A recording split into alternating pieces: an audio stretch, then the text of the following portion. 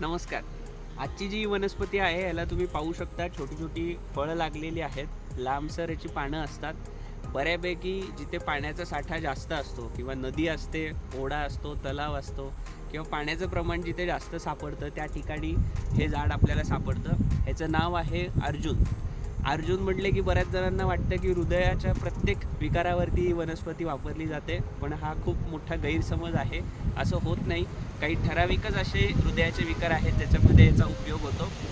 मुख्यतः अर्जुनाची साल वापरली जाते.